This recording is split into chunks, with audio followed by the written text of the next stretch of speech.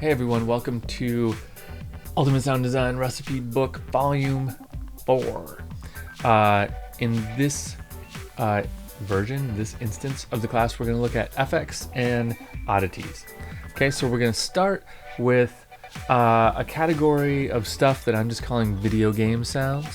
These are things that, for one reason or another, remind me of a sound that we would want to create related to or to be used in some kind of video game context.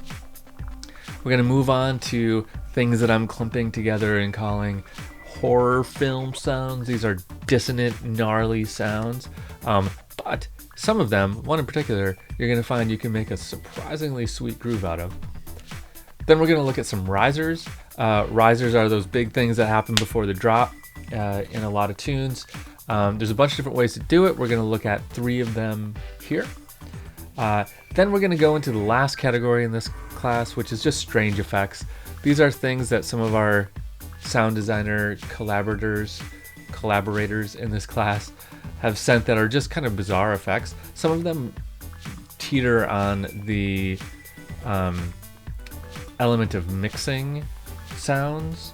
So there's some kind of mixing involved here. There's some reverb tricks, some imaging tricks. So I just kind of bundled that last group of things in together and just called it strange effects. So we're going to have a ton of guests in this class. We're going to hear from world-class sound designers from all over the place. They're all contributing these videos. You're also going to hear from me, being your little kind of Sherpa, guiding you through this class, just like the other recipe book classes. So a lot of fun. I'm really excited about some of these tricks that some of these folks contributed, and I know that I learned something from it. I mean, that's basically why I make these classes, so that I can ask my friends, how did you do that trick? So without further ado, let's dive in.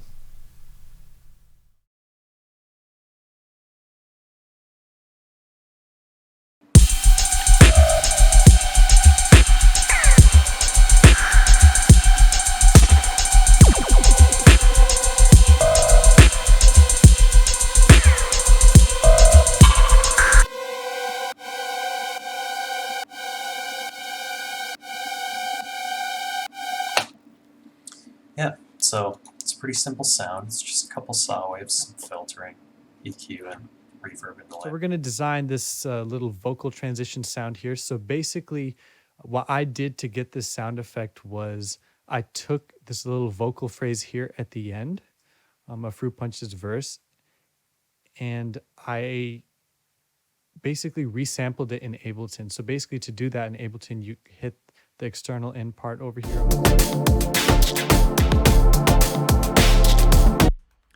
The sound we're going to be working with is located on this track, and I can see the MIDI notes here that are triggering that track.